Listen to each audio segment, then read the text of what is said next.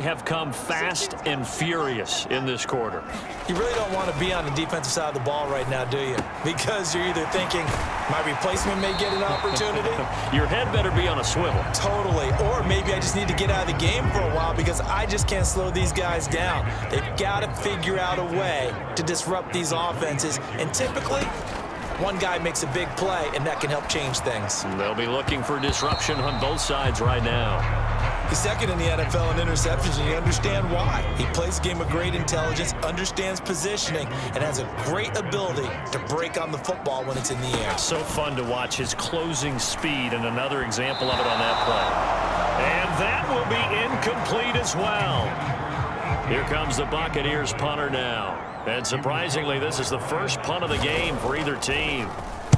Only 2 punts for him last week in the loss as he gets this one away. Oh, spinning away. So a good punt there, but a nice return of 11 yards. And it will be 1st and 10 as they take over. From the 34 now, here's 1st and 10. They'll start this drive out on the ground. And he'll rumble for about 5, up close to the 40. That's a really nice, tough run inside, and they gained 5 yards on it. And to be frank about it, most offenses don't expect to get 5 yards on a play call like that. So when they do, they go back to their huddle with a little pep in their steps. They're starting to think that they're starting to dominate the line of scrimmage. Now a throw from outside the pocket, complete out left. And they'll get this well past midfield before being stopped just before the 35. So from Buccaneer territory now, it's 1st and 10 at the 37-yard line. The throw over the middle taken in. And all the way inside the 15 before they drop him. That's now a pair of explosive plays in succession, both north of 20 yards. Inside the red zone here, they'll look to throw. And it's caught in the end zone for the Viking touchdown by Justin Jefferson. A great effort there with his 2nd touchdown of the afternoon. And the Vikings have taken the lead here in this 3rd quarter.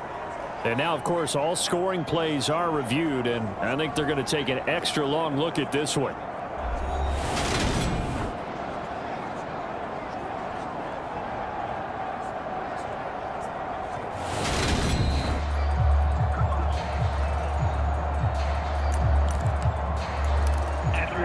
So take away the touchdown there, as that's going to be ruled an incomplete pass.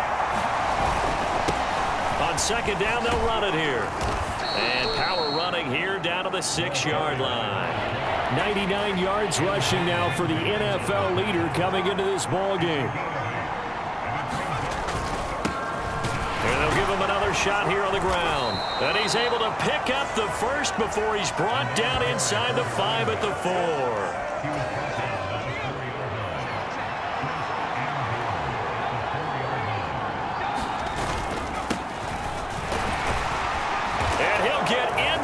Zone, touchdown, Minnesota. Taking it in from 4 yards out. And the Vikings have scored again in this 3rd quarter, this time to move out in front. Now the try here for the extra point. And that one gives them a 3-point lead. So that a 7-play, 80-yard drive. And it results in a 4-yard touchdown run. Set now to kick this one away, and off it goes. And here comes a return from just beyond the goal line. And tackled at the 21-yard line, so a net negative there of 4 yards. The Bucs offense set to begin their next possession. And Charles, a very uninspired effort the last time we saw them out there. It was a quick 3-and-out, then they punted the football. Yeah, and you never want to get stopped so soundly during a series, but what would be even worse now is letting it happen again right here. They've got to get going.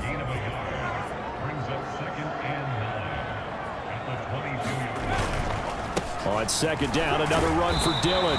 And he'll get this up over the 25 to the 26. Well, if you're a football guy, that's a pretty run because everyone is in sync right there. Obviously, the guy carrying the ball, but how about the people up front? Leverage, athleticism, they created some nice space for him. And he'll fight forward to about the 27-yard line. Just a 1-yard gain on the play, and that'll mean a call to the punt team as it's 4th down. Here comes the Buccaneers punter now as he'll punt it away for the second time.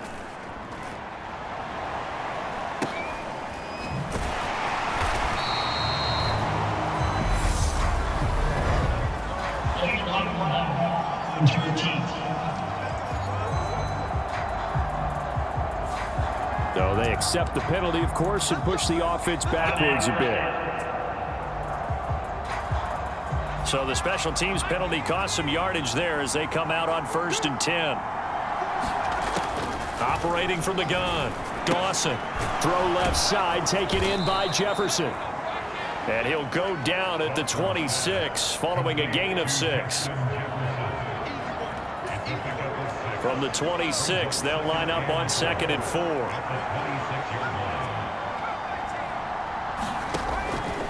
Looking to throw.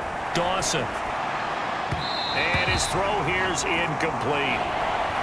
Well, he certainly did a nice job improvising there, extending the play, hoping someone would come open downfield, but they never did. Back to throw. Dawson. This one caught. It's the tight end, Hockenson. And he'll be taken down, but not before they reach the 50. That 3rd down conversion good for 23.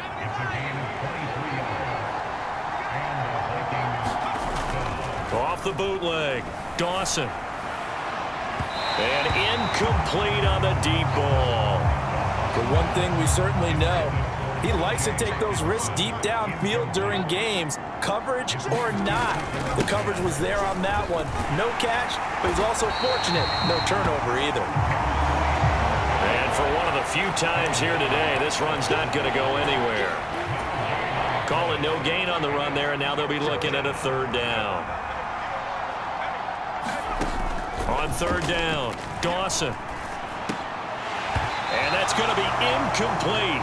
The coverage too good there. The contact popped the ball free, and it's 4th down. It's easy to see when we review this that the ball needs to come out quicker because if you don't throw it right on the break, you bring a crowd of people into the equation. And that's why it got knocked away there. Open man, he's got him, the tight end, Hockenson. And he is going to pick up the Vikings' 1st down as they manage to convert, and that'll keep the drive alive.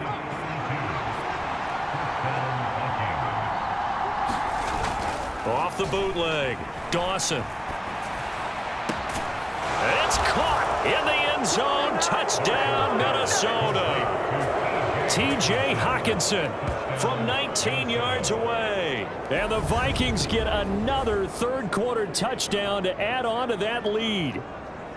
Circle that drive because that might be one to remember. Well executed to give them a little cushion. Well, let's take it into the boxing ring. You talk about them commanding it, keeping the fight where they wanted to, whether it was in the center of the ring or putting them on the ropes because it was jab, jab, jab. And finally, the haymaker to put that drive away. Minnesota's kick team ready, and the Vikings boom it away. From a yard or 2 deep, here comes a return. And he'll be stopped right around where he would have been had he gone down to a knee, maybe a yard shy of there at the 24.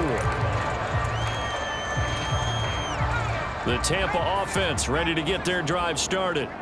And I would say they went 3 and out last time, but actually they didn't even get to 3 and out. Still a strange decision to us here in the booth. Yeah, let's hope they don't go 1 and out, but maybe, possibly, let's try and think with them here.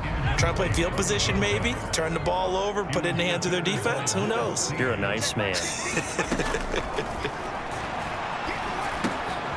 is caught by Williams. And he'll be brought down on the 30-yard line after a gain of 6. This offense in desperate need of a conversion as they come up on 3rd down. Looking to throw. Callahan. Caught by Nelson. And brought down, but not before reaching the 45-yard line. 15 yards as Tampa Bay picks up the first.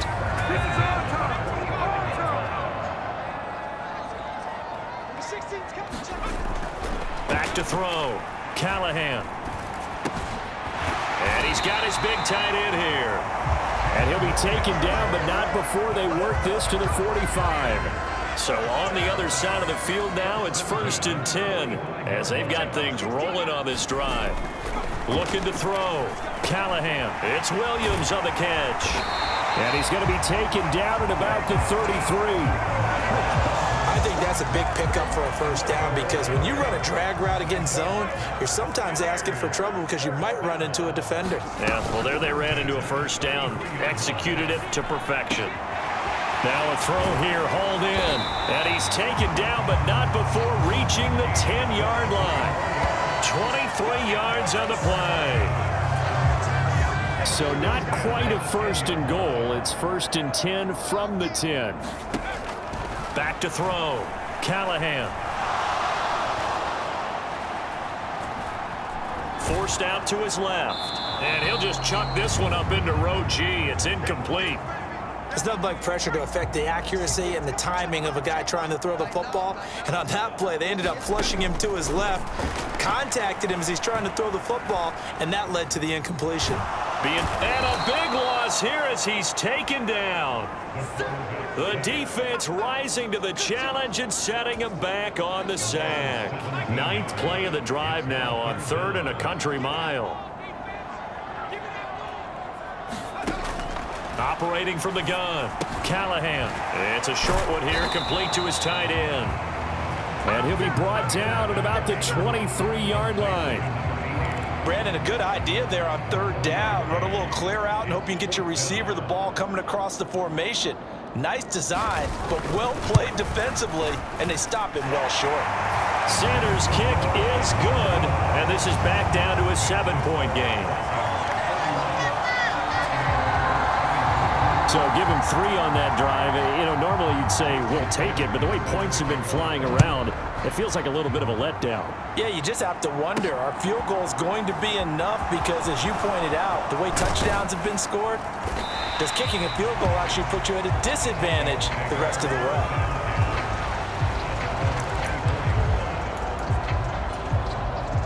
Here are the Vikings now to start their next drive. And as the offense begins another drive here, pretty simple, Charles. They want to carbon copy what happened the last time out when they ended their drive in the end zone. You're right about that, partner. Sounds pretty simple, doesn't it? Just score again, but we know it's not that simple because we don't just make adjustments at halftime if you're a good football team. You spend that time on the sideline, you study what's on the notes and the tablets, and you make those adjustments to prevent a repeat of the last drive. Series to series, the best teams, that's how they get it done. And we'll find out here soon enough whether those adjustments are enough defensively. The run got 4. Now they deal with a 2nd and 6.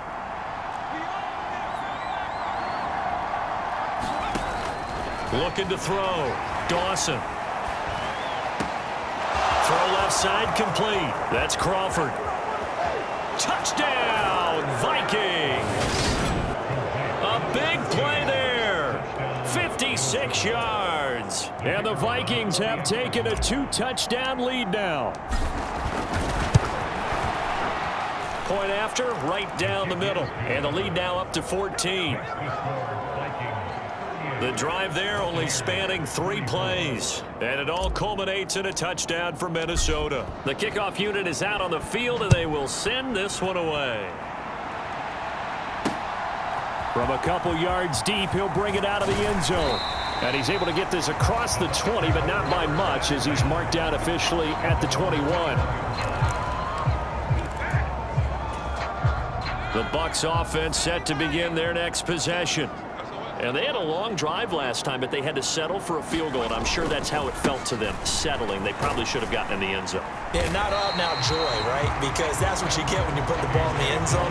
But there are benefits to that type of a long drive. Your defense gets a chance to take a break, adjust a little bit, maybe get themselves ready to get back out on the field and play a little bit better. So they'll take the benefit even though they wanted the 6 points. And maybe wore down the other defense. We'll see. And he is going to lose yardage here. 2 yards the loss, and now they go from 2nd and 2 to a tough 3rd and 4.